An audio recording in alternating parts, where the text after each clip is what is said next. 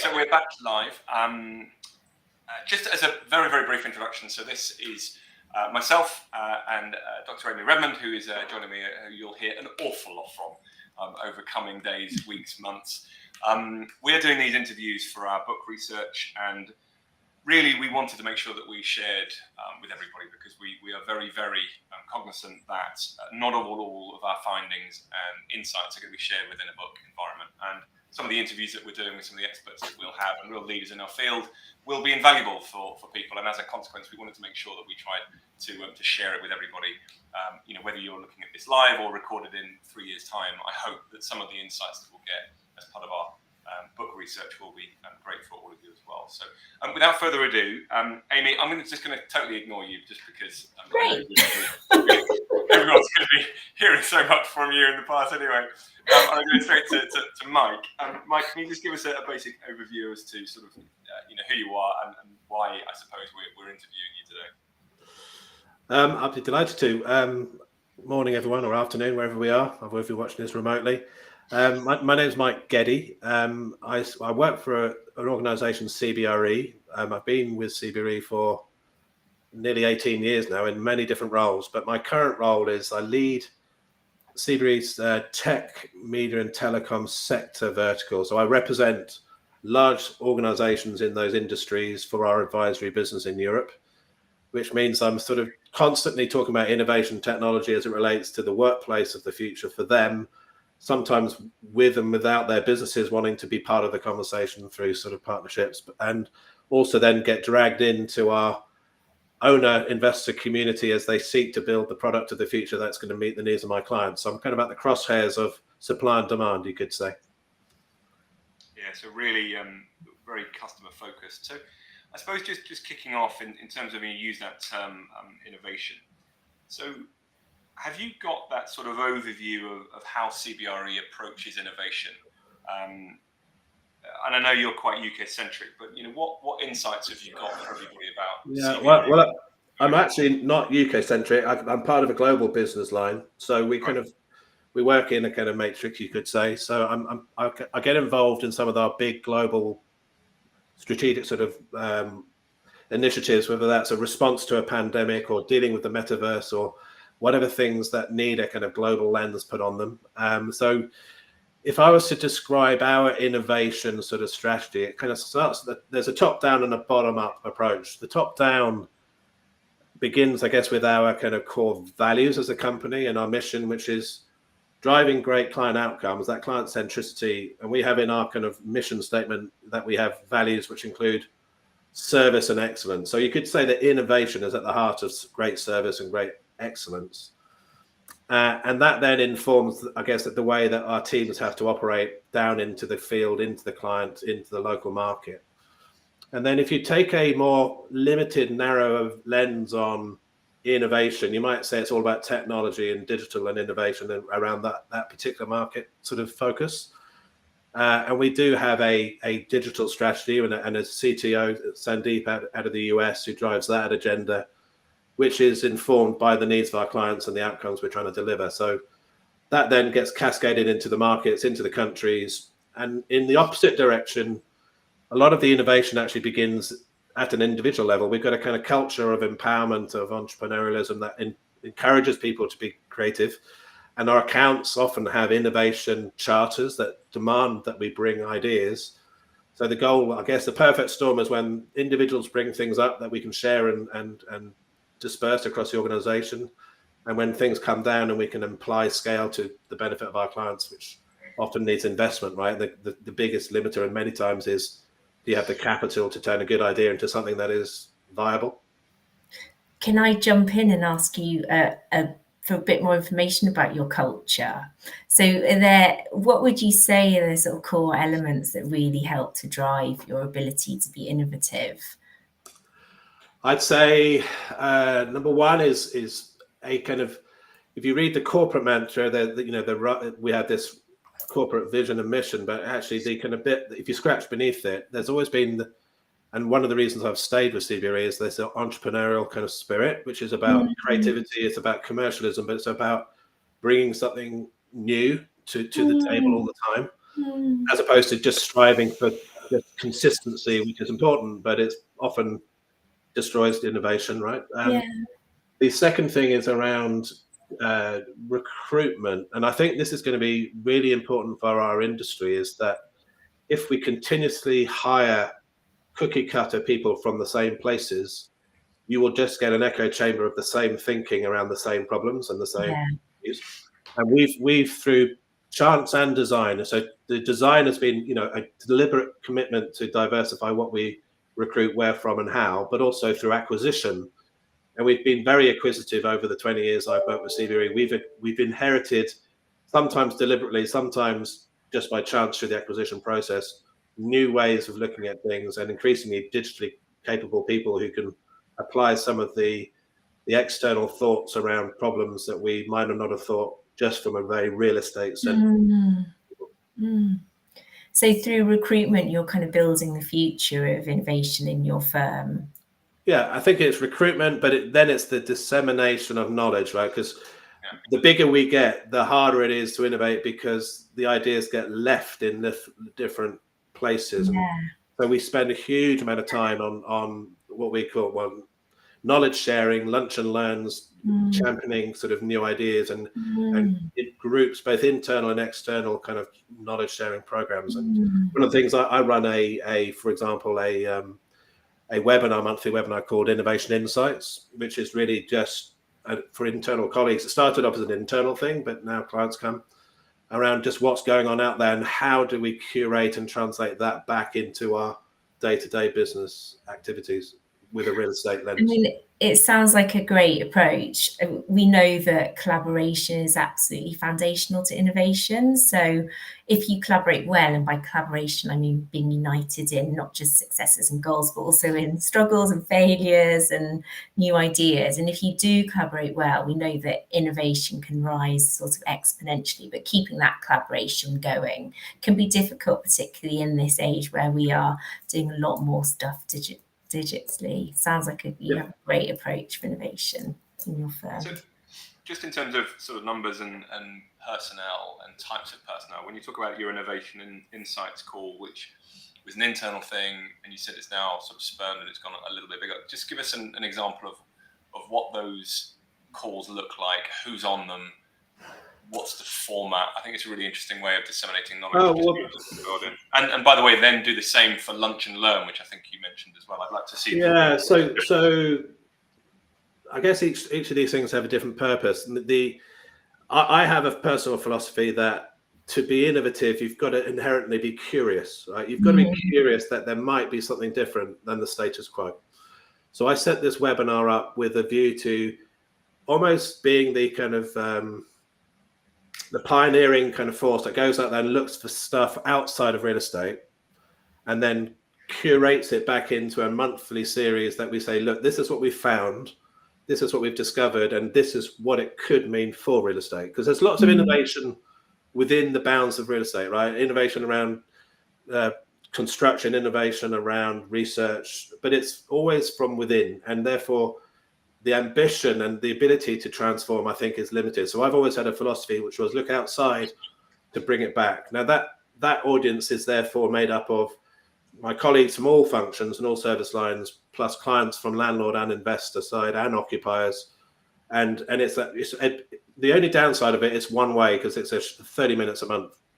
Now the lunch and learns are generally when we bring a champion of a new idea, a new product, a new service, a new thing, who shares that vision of what they've got, and then there's a kind of a much more of an opportunity for people to explore and discuss it. And that's how we cascade new things and ideas within CBRE to the communities that we've got. And our goal is always to try and get across the silos, because you could have that within the occupier world because of scale, and then how do you get that occupier insight to the investor world and vice versa? Because there's often a flip side to all of these things, right? Someone's trying to drive the supply side agenda, someone's trying to drive the demand side agenda, but the perfect economic model is when you have some kind of alignment, right? And that's the goal for us, is to bring all of that together for the benefit of our respective clients. So just exploring that a little bit deeper, and sort of two questions on here. So the lunch and learn, is that about sort of radical new concepts which are outside the current realm of clients, or is it about existing clients and what they can benefit from? That's the first question. And So the second question is all of those insights that you're sharing in Innovation Insights, Lunch and Learn. It sounds as if that's all internally facing. So as a consequence of that, is there anything externally facing which are helping clients with the next steps?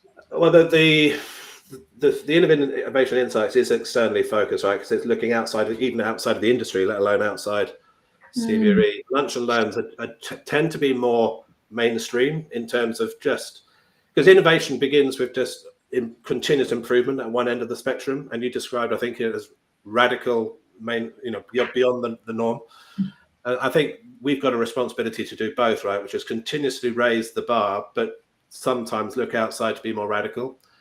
It's interesting. Radical thinking is often not necessarily something that corporately people want to do because it loses control very quickly, especially when you're global and you've got to try and deliver some kind of consistency. But we often find that the radical stuff happens more at a local level, and then it's a question of how do you harness local creativity and scale it up and put it into some sort of order without bashing off the benefits of the thing that's started, right? Because too often, I had one client story of a client in an oil industry where everything that they wanted in their innovation initiatives had to go through Lean Six Sigma methodology, which by its very nature kind of makes it into something which is mainstream, right?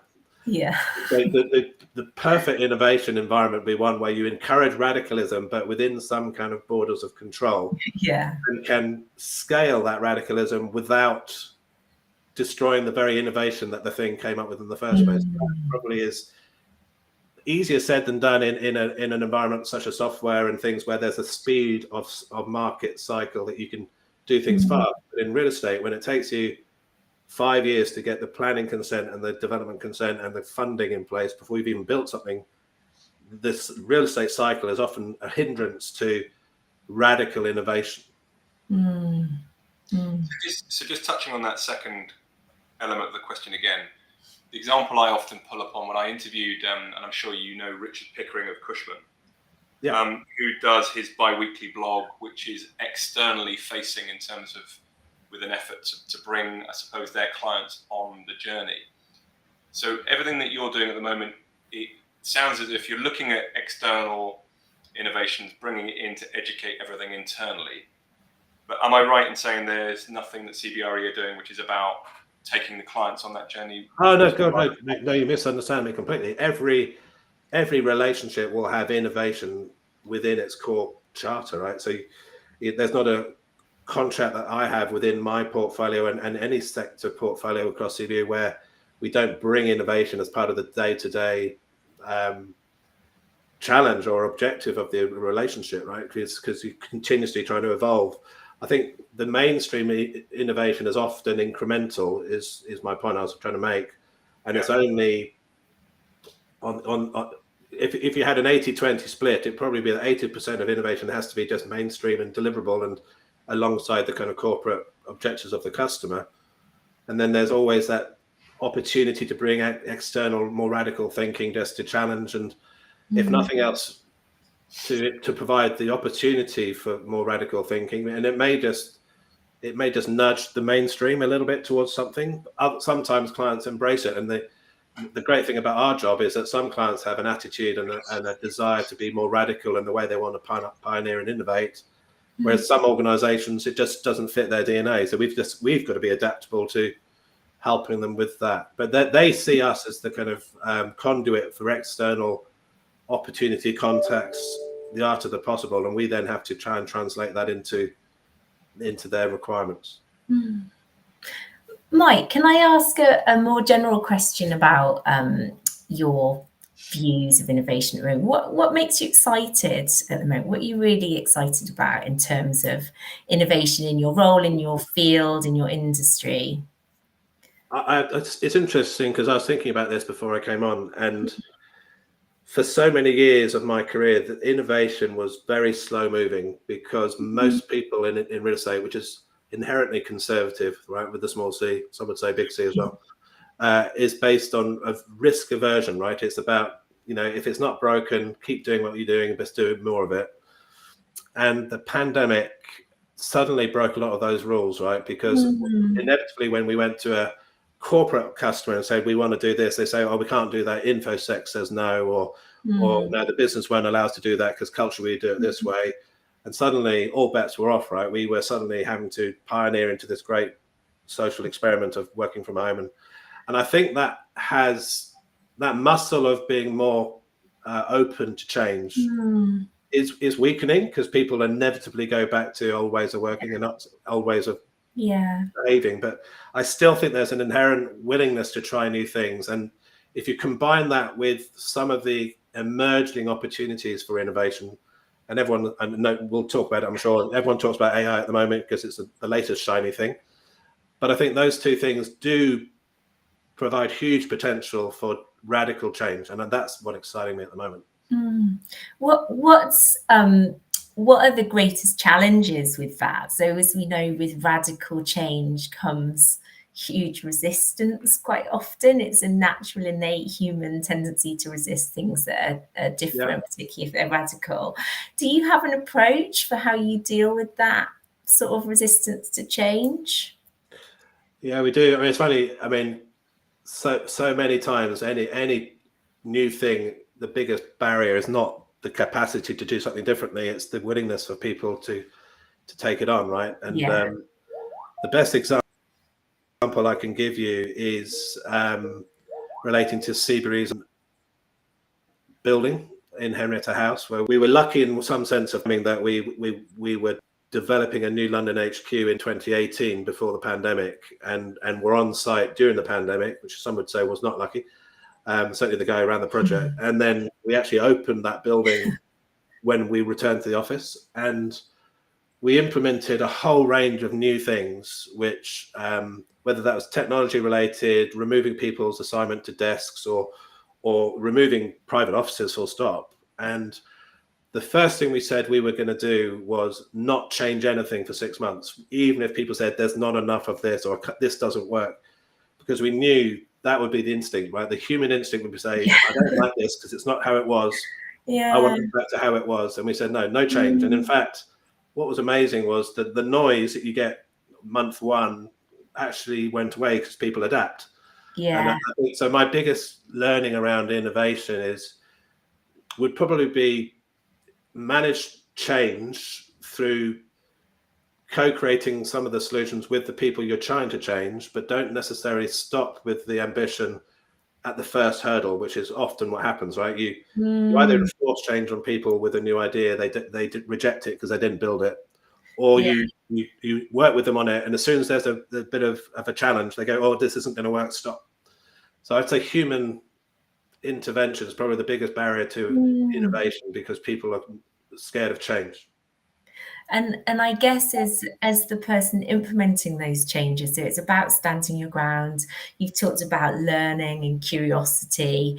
Is there anything else that you think, because we ultimately need people like you to take these innovations forward? What do you have in your arsenal that allows you to do that?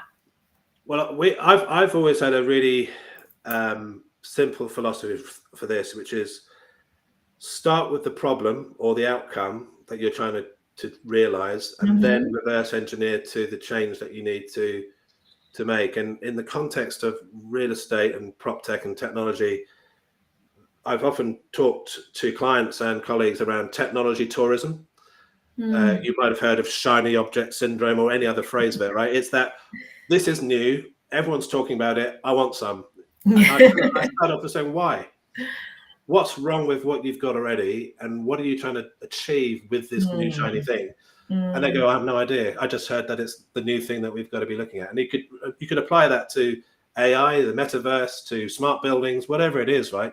So if you have clarity on the problems that you're trying to fix, and that requires some degree of measurement framework, right? How would you measure, if you could fix it, how would you measure success? And then apply that thinking to the innovation agenda that allows you to prioritize. It allows you to understand what you're trying to deliver And then it allows you to measure whether you were successful in the first place. Those three things probably are the fundamental tenets of a successful innovation program, because simply innovating around something and doing it differently isn't enough. You can turn something analog to digital. Is it better? I don't know.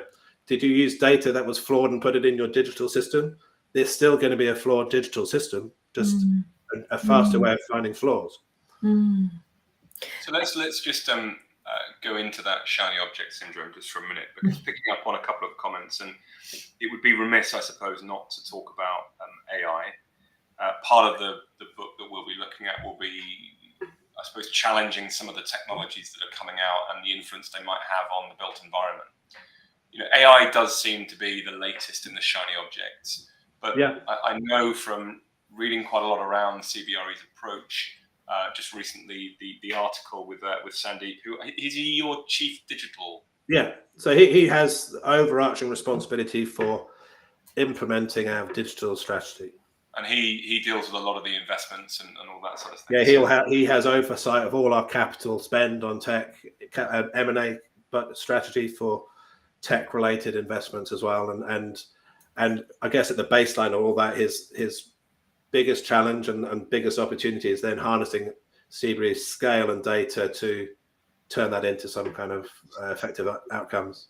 So I'm going to come back to Sandeep in a minute, because we're in communication with his team and trying to get a talk, because I'd like to get his insights around that, especially the investment thesis and the acquisition thesis and all of the very, very top sort of strategic level global decisions. But let's just talk about the AI field a second, because it does feel like a shiny object. We've been here before, and I've been through 2 or 3 cycles now. But AI does seem to feel a little bit different. And I think it's, from what I'm understanding from the interview I read around Sandeep, is CBRE have been in this space for a while. You've got data coming out of your ears. Whilst he admits it may not be perfect, you still have this treasure trove of information. And I would argue the real estate industry in and of itself has a tremendous amount of exciting data that they could be learning from.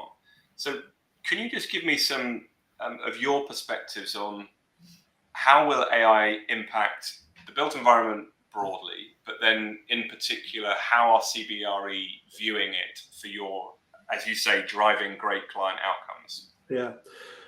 Well, first thing I'd say is that AI and its, I guess, machine learning and robotic process automation, whatever you want to call it, it's been around for some time, right? Yeah. Going back to the 50s, if you're into your computing sort of geek kind of mindset. But the thing that's caught everyone's imagination is specifically generative AI and in particular the growth of OpenAI and ChatGPT. So we've actually been exploring how we can synthesize, aggregate, and diagnose problems through data for as long as I've been at CBRE. It's just been empowered and enabled through technology innovation and emergence of new things. And generative AI not only will allow us to do that through data integration, but language, media, sound, even so, synthesis of voice and that kind of stuff. So I guess the way we look at that data is going to be around how do we, without sounding too sort of glib about it, how do we turn that data into intelligence and turn that intelligence into action? Because I think that it has to go all the way through from raw information to some kind of actionable plan at the other end if it's going to create a great outcome, right? The outcome is driven by the action, not by the data. So we've been working through all of our business areas around how do you harmonize information, for one, because the foundation of everything will be around, can I extract and aggregate information through the real estate life cycle and turn it into something meaningful? Now that meaning and the problem statement might be around efficiency. Can I improve a workflow at its most basic level? If I've got a work order request from a facilities management alarm or a direct employee saying it's too cold in here, how do I get that from a building in Paris to a help desk center in Manila or in London, wherever it is, and then get someone to triage that back to the end user to improve their experience, right? That in itself, sounds easy, but it involves lots of integration of systems and processes and people to get one thing done to the other. Now, innovation and technology allows us to do that more systematically, and AI takes the opportunity to actually do that at scale and deal with complexity, but also to do that sometimes not reactively, but predictively. And I think that's when I get excited. It's the idea that we're no longer always looking in the rear view mirror and say, oh, that didn't work so well, let's fix it.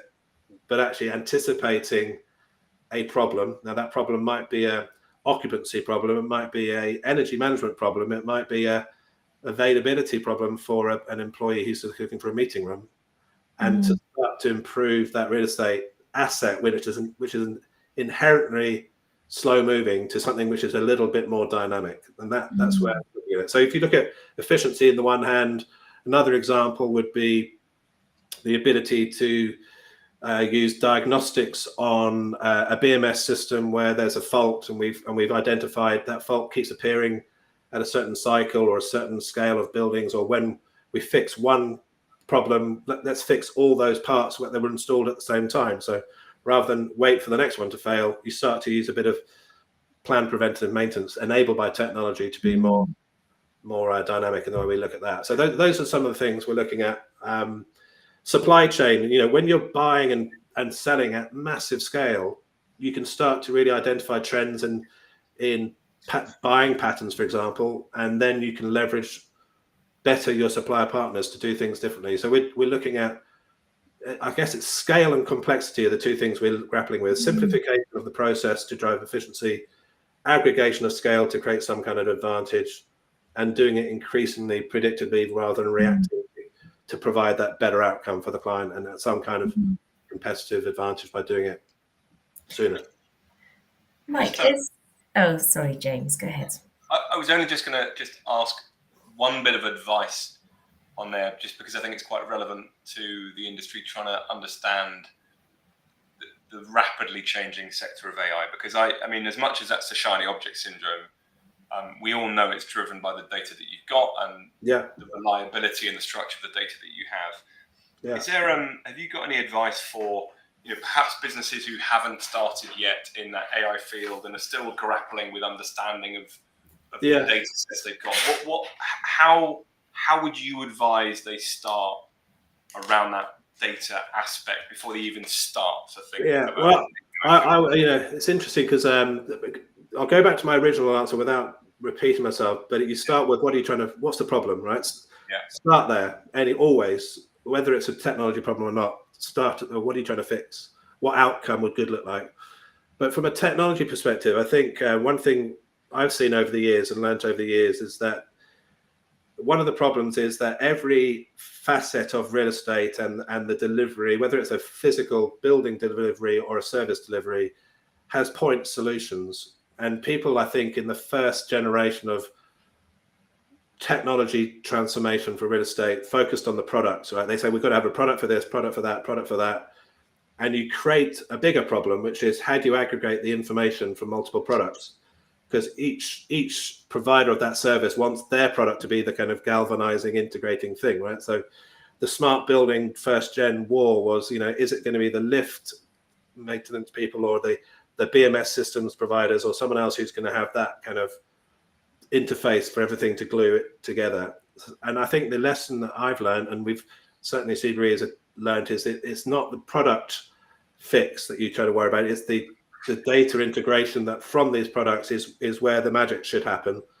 And that's where we spend a lot of time looking at, how do you create that data lake and the kind of platforms that allow you to aggregate and systemize information. Because the other problem we have as an industry is we have very few standards on codification and definitions, right? Particularly when you go across border, global and multifunctional. And within an organization's portfolio, they might have one building reference in 10 different ways, from the building name, the postcode, so how do you codify data and get the kind of governance of information? And then things like AI. Now, AI can fix some of the governance, right? It can fix the errors of data, or it can fix the outliers of definitions and make some assumptions around, is that the same building or the same equipment referred differently somewhere else? But it ultimately works faster and better if you can put it on the back of a data lake, which is more integrated. So I'd say harmonize your data as a phase 2, having defined the problems that you're going to fix. And the great thing is, once you've created that data lake, you can then add layers to that insight, which may come from external sources. So, if you take a very simple exercise, which was occupancy management, it used to be, and that's probably one of the biggest problem statements right now, right? How do I get my buildings more occupied, and what is my utilization rate, and who's coming in and what are they doing?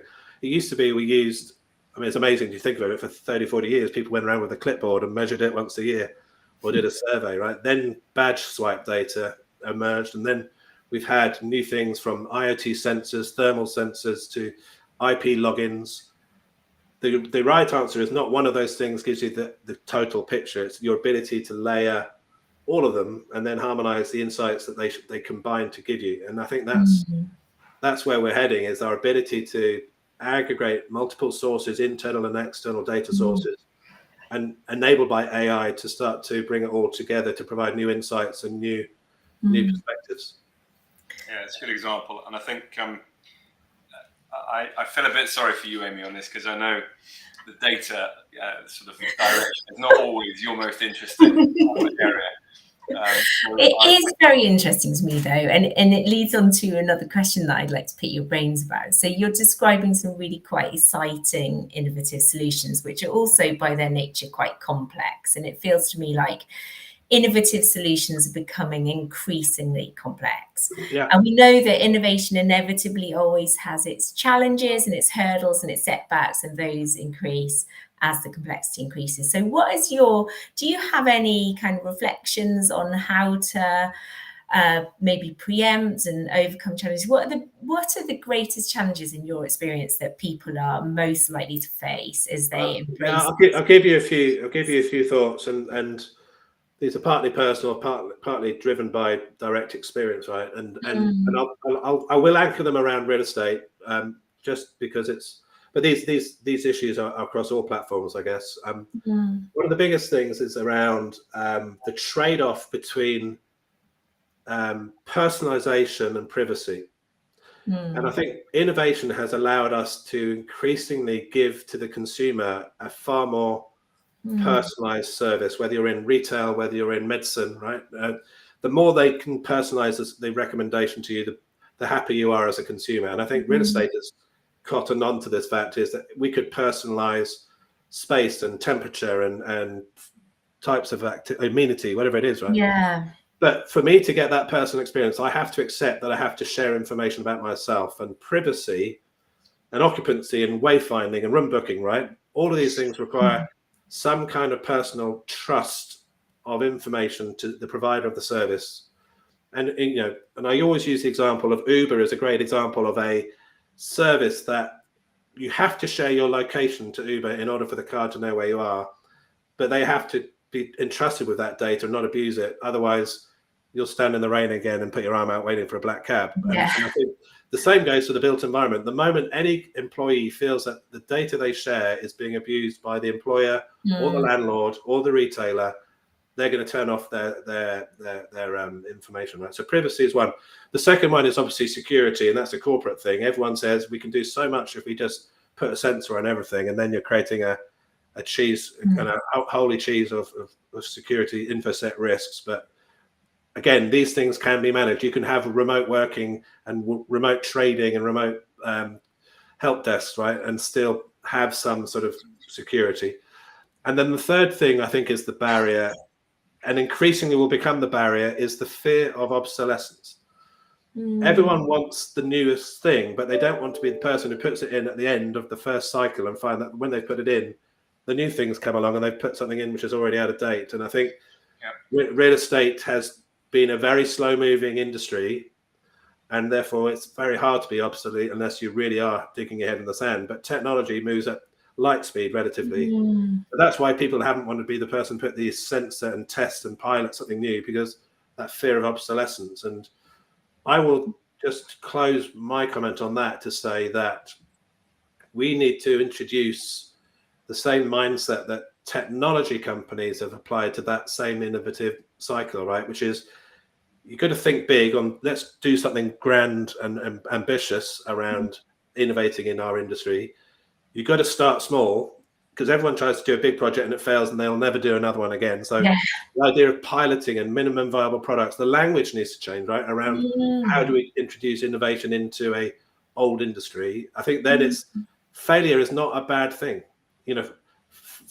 Fail to fail is, never fail to fail, sorry, was a phrase I think Google used in their kind of growth time.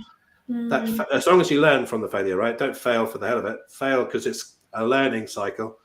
And then progress over perfection was the other thing. And that's what my first line managers said all the time. If you're going to innovate, don't try and be perfect, because if you're perfect, you probably miss the cycle and you will be obsolete, right? So it's the idea of iteration. And when we opened our London office, it was we called it was basically a pilot. It was a continuous learning, and I think real estate will become this continuous. The data is going to inform whether you're a building manager, an asset manager, an investor, occupier. It's a continuous pilot of learning from the data and adapting and adjusting, and I think that's where we have to head to. I think that's completely right. And in terms of avoiding becoming obsolete with innovation, you just have to get started, don't you? It's about just start. Yes, put as many plans and risk parameters in place as possible, but at some point you just have to go for it. And in terms of failure, I guess the messaging around that has to be quite careful, because I've made the mistake in my past. My PhD's in the psychology of innovation failure. I think failure is great. I've learned from some of the world's greatest entrepreneurs who've all failed at some point. But I think sometimes that message can get diluted into it's just okay to fail at everything, or it's just okay to make lots of mistakes. And it's about the messaging, and that's to be obviously avoided at all costs. But actually, failure in the pursuit of innovation, where you're grappling with uncertainty, where failure is a likely outcome at some point during the process, you're going to face setbacks, then it's okay, and then it should be safe for people to fail within those parameters. Yeah, I mean, there's clearly certain elements of the built environment you can't fail. If you're doing something like health and safety or lift maintenance, don't innovate. But there are some things which are more safe, and then you do it in a pilot and safe environment, and then you scale it into the mass. But it's interesting you say that there's a trade-off between be prepared to fail, but also bring in the quick wins. You've got to have something that gives someone tangible, something why it's worth overcoming that first failure. Because failure is inevitable when you change something fast, but you've got to have something positive as well to hang on and say, this is why it's worth failing the next time, because we can give you something back. And that trade-off is quite interesting. So I'd like to, if I can, just go back to almost where the start of our conversation was. Because I think we got quite granular quite quick around, I suppose, your role and what you do within that structure, Mike, around, you talk about innovation insights and lunch and learn in terms of embedding culture within sort of, I suppose, your remit. I'd like to just go back, sort of a CBRE hierarchical structure, given it's a global organization. Sort of discussions that aside from this, you said that the chief digital officer, chief technical, are ultimately responsible for innovation at CBRE. Obviously, report directly to the CEO. Could you just give me a basic sort of top-down perspective of how innovation comes from CEO to the top C-suite level and then disseminates down, so that everybody at CBRE, which you said is encouraged to get involved in innovation? How does that operate on a global scale within CBRE? Well, that's a big question. I mean, I'd love to think that everything from our CEO is where the innovation starts, and he cascades it down. I think he provides the ambition. I'm aware it's a big question, but it's also a very interesting one, because I find really fascinating is in all the interviews I've done with a lot of sort of innovation leaders. So maybe this isn't directly your remit, but you might have a thought about how CBRE operates it. But for example, it always reminds me. There's two examples I'll give. One was of a British company, so Great Portland Estates, which was on a national level. It's a FTSE 250 company, and they have what they call innovation champions, and I think it's something like 25% of their workforce is an innovation champion, and they're encouraged to put their perspectives towards it. And the then head of sort of innovation and technology, which was James Pellet, who's sadly moving on, was sort of the instigator of that. So that I found interesting in a smaller organisation. And then you have PGIM, and I had a great discussion with their sort of head of innovation and technology over in the States, and she talked about the fact that they have innovation chapters. So every single continent had sort of innovation councils, which came together with a real mixture of personnel, which then reported around the sort of the challenges they have on a local level, which were then sort of discussed on a much more global scale and brought together, so that there was both sort of the directive from the top to set in the structure, but also the input from grassroots level across all of their global workforce to be able to feed up as well. And so that's why I'm quite interested in the different I would say we're less formulaic about it. It's not like we have a innovation leader in every part of our business and they come together and create this innovation charter and innovation this and innovation that. As I said, the DNA of the colleagues I've got around me is quite entrepreneurial, and I think a lot of the best ideas that we have do generally come from the bottom up, because it's such a diverse business, so global, so many different assets and services and geographic kind of touch points with the market, with our clients, with suppliers, with the industry and outside the industry. The skill then is to give enough rope for people to go and explore, but then have the capacity to not have every country innovate on something similar, but in a different way, because you can't then drive economies of scale, right? So it's a question of then giving autonomy to be creative and entrepreneurial, and then having the mechanisms to roll it up, and then to figure out, well, where are we going to make our bets? And CBRE has always had a principle of innovation and investment around: do we build, do we buy, or do we partner? And then those three channels have always been pretty sound in the way that we think about growth. That's in a traditional market where we could either organically grow, or we can make an acquisition, or we find an affiliate to work in who already does it, or it could relate to a technology, right? If we've found a solution, we think it's core to our business, then we might want to build it ourselves, or it's in a skill set that we don't quite have, whether that's in AI or cloud computing. We're not a computer company. Some of our competitors have positioned themselves as a technology company that does real estate. We're a damn good real estate company who can leverage technology for outcomes, slightly different, but an important distinction. But I'd say that build, buy, partner is how we then scale the ideas and the opportunities that come from the bottom up.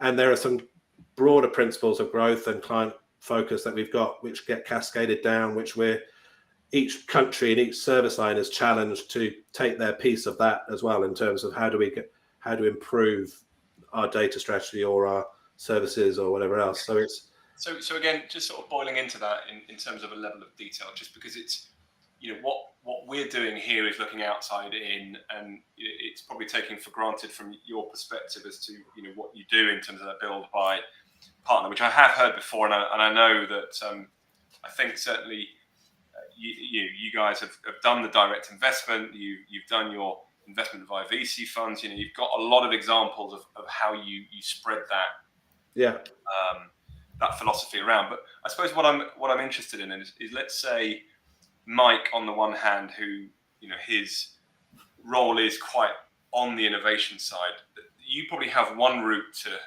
getting those decisions made, but how does it?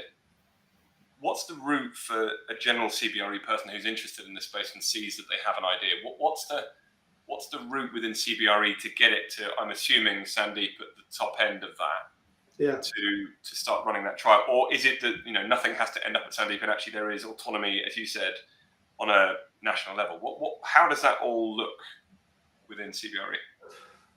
So that there is empowerment and encouragement of people to be creative. Whatever your task or role, you are empowered to try and do it better, right? So if you're a cleaner or an engineer on a site and you can find a better way of doing things with or without capital, you're encouraged to elevate those ideas. So at the very bottom, there's always this continuous improvement agenda that everyone's empowered to think about. Now, clearly, everyone can go so far and then they run out of either time or capital, or they need investment. And that's when they would go within their immediate environment, whether that's an account, a service line, a city, and they would ask for some sort of support to do something. Now, the first step would be, have we done this somewhere else? And that's where we have, I guess, peer group collections of either accounts, sectors, service lines, and there's always a channel where we have innovation or platform. We kind of call it a platform. It's where the platform is where the innovation and the ideas get aggregated, and they happen at a local, regional, and a global level. So there are representatives of those going vertically as well. So it's a matrix of ideation from the bottom up, consolidation at the city or scale, whatever the line is, whether it's an account, service, geo. And then ultimately these things get aggregated through an annual cycle of budgeting where you say, look, these are the things we want to do this year. These are the problem statements, and it gets harmonized globally or regionally, depending on the initiative, before it then gets support to scale it up. And sometimes the decision may be that it's best left locally to experiment and grow it more before the whole firm gets behind it. And sometimes it's, no, this is what we're going to do. We're going to do this consistently once, and we're going to do a big bang and do it well. So it depends on the initiative, and it depends on the genesis of it, where it gets surfaced, and how it gets scaled. But we try and make it as agile as possible, because we don't want to limit global innovation. Only comes from the top. Otherwise, people then bring it to me. I'm waiting. And the same. And the flip is, you don't want 1,000 people doing something around a new mapping software when you end up with 1,000 different maps and you can't do anything with it. It sounds like a great approach for nurturing innovation at all levels. I mean, I always think it's really important that organizations encourage this, don't just focus on the really big innovations, but actually focus, like you said, on the smaller incremental, everybody can innovate within their job, because that mindset for innovation then sets the foundation for bigger stuff and adoption where it's needed. And I think that sounds like a great approach. Innovation, the best ideas can come from... I mean, one of my colleagues uses the phrase "seek forgiveness, not permission," and that always makes me smile, because it's like there are certain things that you try and do the right way, right? And you might get frustrated because you can imagine when you've got a very long chain of command, if you seek permission, it takes so long to get up there. By the time it gets down again, someone else has taken ownership of it and you've lost it. So that mindset of entrepreneurialism often is, let's just get on with it. And there comes a point where you will need either access to a database or access to funding, where it has to eventually be harmonized into some kind of corporate standard. But it's the balance, isn't it? That forever balance of disruptive innovation, which has to, by its nature, be fueled by mavericks or people doing things slightly outside the norm. And then how do you corporately harmonize that into something which is sustainable, commercial, and meets the needs of the majority where appropriate. And underpinning this, regardless of the scale of the innovation, has to be psychological safety. So, you mentioned your colleague saying, seek forgiveness later. Actually, there has to be an element of that in innovation. Certainly if we're talking about the day-to-day sort of incremental changes. Yeah. But in order to do that, you have to be in a culture where you feel safe to take the occasional risk where there is, a risk that's genuinely intended to improve. Yeah, and I'll give you a good little example of it, but I think it's really true to the point we're trying to discuss. And it wasn't involving technology. It was a banking client where everyone in the team had an innovation metric within the individuals of an account. And it was a facilities management account where they were looking after buildings. And one of the cleaners identified a problem statement, which was that whenever I go around cleaning, I notice sometimes there are things rattling, like handles rattling or something slightly not right. And I know it's going to impact the experience of the employee, that this isn't working, but I'm not trained or empowered to fix it. So that's the maintenance job, right? someone else's and job. yeah, and the same person in the team said, funny you should say that, because I'm a maintenance guy, and sometimes when I'm going around, it really frustrates me that there's fingerprints on the window. Or so what they did was basically identified a problem statement where they're both empowered to improve it, and they kind of, to simplify it, the cleaner was given an Allen key, and the maintenance guys were given, cleaning cloths, and they combined their roles to create something better for the ultimate customer, right? And that's like, you've got to want to improve. You've got to see outside of your swim lanes that there is a way of improving. Where possible, just do it. Don't wait for a charter or an investment or per approval. And actually, I think it's quite a simple example. If it shows, if you scale that up, it's when you have adjacent innovation and the two come together, actually, that's when you get the bigger opportunity. And I'll go back to the example I gave you of the occupancy management sensors and innovation that we have of layering source data around utilization. But if you then just do that, you're going to get very efficient utilization. But the opportunity of then bringing your facilities management colleagues and saying, we've got occupancy insights that we've never had. We can now adapt cleaning regimes and adapt security regimes and reduce energy in the vacant spaces. You get out of those silos and you bring them together, you innovate, you have something powered by, say, AI or whatever it is, to transform the user experience or the energy bills or the sustainability objectives. And so I think the best innovating companies will drive that innovation in the smaller levels, learn how to improve adjacent learning and transfer of opportunity, and then scale it into new thinking. And I think in the real estate industry as a whole is, how can we learn from other industries, whether that's retail, e-commerce, or whatever, and apply that to the built environment. And that's when we'll see real transformational steps forward in the way we work and the way we deliver services. Okay, I, conscious of time and not wanting to bother you too much, Mike, anymore. The insights have been really, really fascinating. So thanks very much for your time. I just want to, I suppose, finish with one. I'm just going to read a statement, and it was only I am reading and reading and reading and reading and reading and reading and reading at the moment, and I'm finding it fascinating for the first time when you do a deep dive into a particular topic, and you then start to see the sort of books that all then relate to each other, and theories and theses which then relate. So I was reading The Innovator's Dilemma the last couple of days, and I'm midway through it. But there was one segment which I think is really interesting to me, and I just want to sort of get your views on a statement that is made sort of partway through, and it relates, I suppose, to the value that you started this conversation with in terms of what CBRE is all about, which is driving great client outcomes. And for me, I find it particularly fascinating around how firms can potentially be disrupted, innovated, and things like that. So there's a statement in the book, and it reads simply this. Simply put, when the best firms succeeded, they did so because they listened responsibly to their customers and invested aggressively in the technology products and manufacturing capabilities that satisfied their customers' next generation needs. And this is what I see from everything that we've talked about and everything I know about CBRE are doing. You are absolutely 100% focused on driving great client outcomes. This statement then carries on to say, but paradoxically, when the best firms subsequently failed, it was for exactly the same reasons. They listened responsibly to their customers and invested aggressively in the technology, products, and manufacturing capabilities that satisfied their customers' next generation needs. And this is the paradox of the investor's dilemma. Blindly following the maxim that good managers should keep close to their customers can sometimes be a fatal mistake. Now, I find that something that we don't discuss enough about, because beforehand you might say, the real estate industry is too traditional, it doesn't move fast enough, it doesn't do anything about innovation.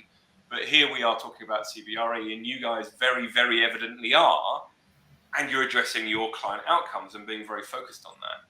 So how are CBRE protecting themselves from that very notion of the paradox of the innovator's dilemma, which is actually by dealing with your clients, you could also be contributing to the downfall of that globalized company, and sometimes it happens quickly and sometimes it happens over decades and decades. So just really interested in your general comment around that. Let me. I'll answer that by going back to the one of the early conversations we had around what drives effective innovation. I said was diversity of recruitment and talent. Right. Now you can do that at a very small scale, but it won't necessarily protect your long-term global strategy. And I think where CBRE has really thrived is being financially able, but also willing to make some big bets of shifting the needle. And if you go back to when I first joined CBRE, we acquired Trammell Crow, and we've subsequently made some major bets around the outsourcing of facilities management and generally outsourcing 101 before anyone else had done that. We were the first company that pivoted and made some strides to either build in the service provider side, build by flex capabilities and acquisitions into the flex market. We're exploring pre-pandemic. We were exploring through an acquisition of flawed 3D modeling and virtual walkthroughs of space, which became the norm in the pandemic for visiting buildings, right? And we're exploring the use of, say, HoloLens and mixed reality. And then we've made an acquisition of Altus Power, looking at solar and the future of renewables. Yes, we're incrementally improving around our core client base, but we're not afraid to be the first mover who takes a bold step, because we're constantly looking ahead and outside our organization to say, what do we need to do next, and how will that empower our people and our customers with better outcomes? And I think that is the way we're doing it. So that mainstream continuous improvement, yes, but never be afraid to look beyond to make some notable and sometimes surprising investments, which many others then jump on the back of and fast follow, right? But that's the way I see it. Interesting. Amy, any final things from you? Just one quick final question about the future, really. What would you like to see? What's your dream? What's if you had a magic wand, what would you like to see has changed in your industry 5 years from now? Oh, that's a good question. I think, well, I'm an occupier focused advisor, right? So I'd love us to figure out the debate. I think is too binary at the moment around how work is this thing of home versus office, the physical versus virtual. I'd love us to, as an industry, recognize that work as an activity can become something much broader, much more diverse, where we don't talk about cost per square foot and very things anchored on the physical, but we think about experience, impact, responsibility, inclusion wrapped into a service that we can give an organization, whether it's a small occupier or a big manufacturer or whatever it is, and just take away our very limited purview on what is the built environment, what is real estate, right? And that will be, I think, very attractive to recruitment as we are able to broaden our services and our access to new thinking. Be very attractive to customers and clients, right? Because it provides a different level of productization and opportunities to do things more diversely. And I just think it will actually deliver a better set of things for both an investor return. If you can, the idea of space as I've written about it in over the years, space as a service, or the idea of on-demand real estate. We've seen every other industry have a SaaS type model. The day that we can move real estate into this experience as a service, or health as a service, or innovation as a service, enabled by physical environments, allow people to collaborate, create. That would be my dream. If I'm sitting back in my old age and I've seen the industry really move into this very much broader way of thinking about outcomes, rather than just asset efficiency and bricks and mortar and the basics. I think that's an incredible vision. And I read a piece of research recently about joy, and we know what creates joy: color and connection. And then you look at an office behind me, and it's windowless and it's grey and it's glass and it's, you know, how can I love your thinking about actually we understand human experience now, we understand how to get the best out of people. Offices don't always provide that at the moment. They're not aligned to what we know really lifts people, really makes them want to come to work, want to do a good job, want to be engaged, want to innovate. Yeah, and I think this idea of happiness as an index linked with efficiency, and we're exploring right now, can you combine efficiency and effectiveness, which is that dream productivity scorecard that everyone's has always tried to measure, with impact. And that third piece I think is really interesting. We've got to do this responsibly, right? If there's a trust index, the Edelman Trust Index we've been exploring, you know, where trust in government and media is at its lowest ebb forever, and the top right-hand quadrant, I think, is trust in companies is the one thing in society, strangely, thinks is left. And therefore, doing things with impact, which includes sustainability, yes, but also responsibility around society, inclusion, diversity, all the things. So that's when you drive a much more engaged relationship between people and places and buildings, physical, you know, human, digital, as I said before. And that's where I see that future of an industry that can really make a difference. Sounds like an exciting future. Well, and I think it's a very utopian perspective, and we're focusing on the S of the E and the S and the G, so probably a very apt place to finish this as a live broadcast. So I'm just going to end the stream for everybody on here. Mike, stick around. And thank you, Mike.